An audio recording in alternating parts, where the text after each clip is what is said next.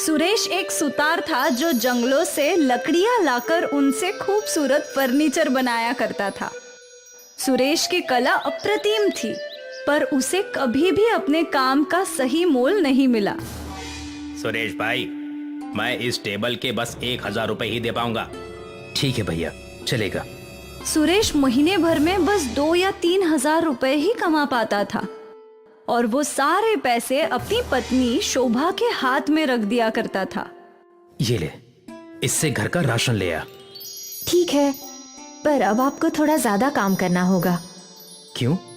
क्योंकि हमारे घर में जल्द ही एक नया मेहमान आने वाला है। सच्ची?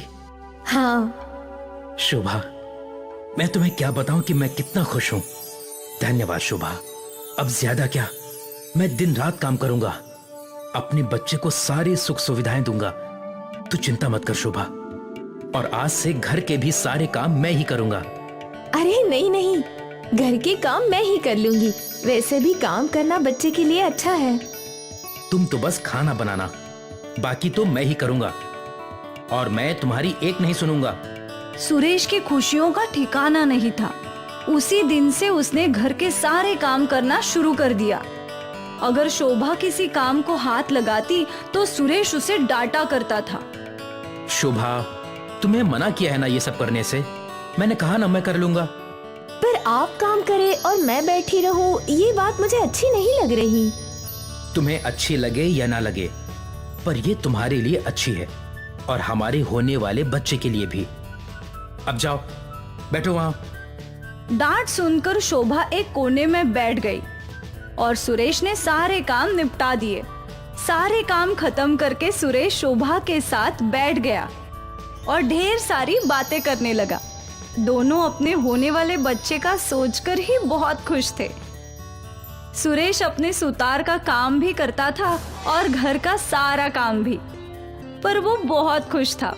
समय बीता और शोभा ने एक बहुत ही सुंदर बेटी को जन्म दिया। सुरेश ने अपनी बच्ची को गोद में लिया और उसके आंसू बहने लगे।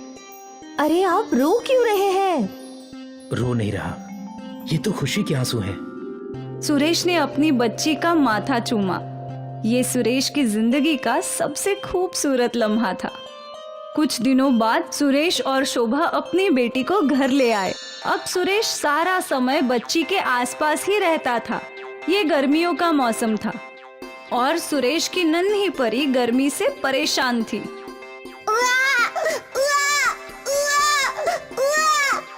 ये क्यों रो रही है? क्या इसे भूख लगी है?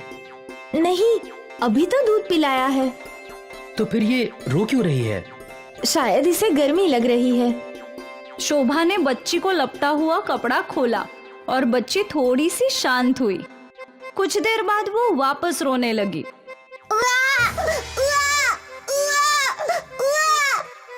अस्पताल में पंखा था, वहाँ ये चुपचाप सोया करती थी। यहाँ हमारे घर में फैन क्या, बिजली का भी अता पता नहीं है। मैं भी आता हूँ। सुरेश अपनी पड़ोसी के घर गया और उसने बिजली की बात की। उसका पड़ोसी बिजली देने के लिए तैयार हो गया। सुरेश को हर महीने पड़ोसी को 300 रुपए देने थे। बिजली की एक तार सुरेश पड़ोसी के घर से अपने घर तक खींच लाया और उस पे बल्ब लगा दिया। बिजली तो आ गई, अब फैन खरीदना होगा। फैन कम से कम 1,000 रुपए का तो होगा ना? सुरेश ने अपनी जेब टटोली तो उसके पास केवल 100 रुपए थे। कोई बात नहीं, अब जब कोई पैसे आएंगे तो आप फैन खरीद लेना। सुरेश ने बच्ची की ओर देखा। बच्ची गर्मी से परेशान थी। मैं देखता हूँ कहीं पुराना फैन मिलता है क्या। ठीक है। सुरेश कबाड़ी की दुकान में पहुंचा।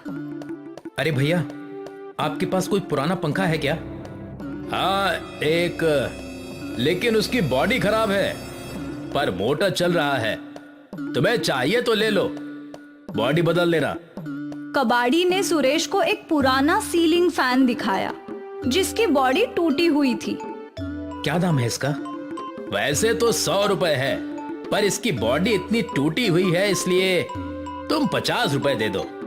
ठीक है। सुरेश ने उस आदमी को 50 रुपए दे दिए और वो फैन खरीद लिया। फैन खरीदकर सुरेश हार्डवेयर की दुकान पर गया। अरे भैया, इस पंखे की बॉडी और ब्लेड कितने के पड़ेंगे? अरे ये तो बहुत पुराना मॉडल है, इसकी बॉडी तो बहुत महंगी है। बॉडी और ब्लेड मिलाकर 1,000 रुपए लगेगा। क्या?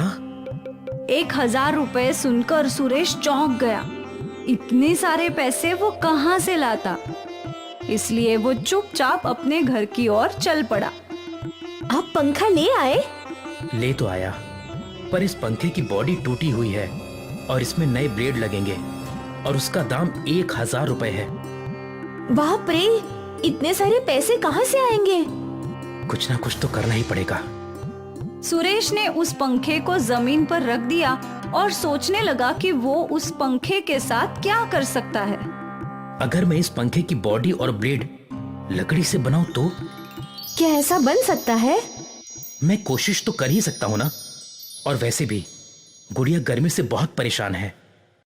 सुरेश पंखा लेकर बाहर आया और अपने सामने पड़े लकड़े के तने से पंखे की बॉडी बनाने लगा।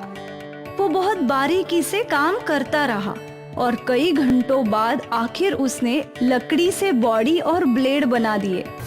उसने पंखे को जॉइन किया। ये हुई ना बात। सुरेश अपने लकड़ी के पंखे को घर के भीतर ले गया और उसे छत से टांग दिया और बिजली का कनेक्शन कर दिया और फिर बटन दबाते ही पंखा घूमने लगा। अरे वाह! और रोती हुई बच्ची तुरंत शांत हो गई। मेरी मेहनत रंग लाई। हाँ देखिए, ये चुप बैठ गई। भगवान करे मैं इसकी सारी जरूरतें पूरी कर सकूं और एक अच्छा बाप बन सकूं। आप अच्छे पिता हैं। बच्ची खुश थी और इसलिए शोभा और सुरेश भी खुश थे। अगले दिन उनके घर पे ग्राम पंचायत के ऑफिसर आए। क्या आपके घर में किसी बच्चे का जन्म हुआ है? हाँ हाँ, अंदर आइए ना।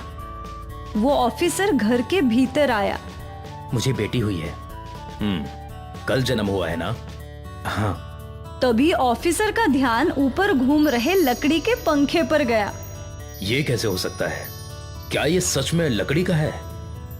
हाँ, मैंने खुद बनाया है। अद्भुत, बहुत खूब। मैंने पहले ऐसी लकड़ी की कला नहीं देखी।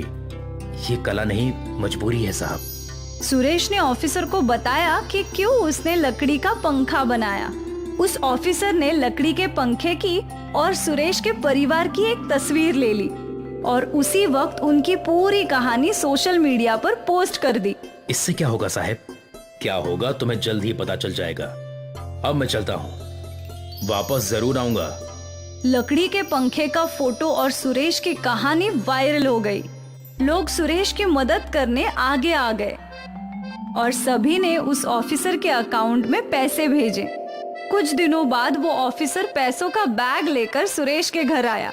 तुम्हारी कहानी दुनिया भर को छू गई है और देखो, सब ने तुम्हारी मदद करने के लिए कितने पैसे भेजे हैं। तुम अपनी बेटी को हर खुशी दे सकते हो। सुरेश और शोभा की आंखों से आंसू बहने लगे। उन लोगों ने उम्मीद भी नहीं की थी कि ये सब होगा। सुरेश के परिवार की जिंदगी संवर गई। अब सुरेश ने अपनी बेटी के लिए हर सुख सुविधा खरीद ली थी। वो खुश था और ये सब बस उसके लकड़ी के पंखे की बदौलत।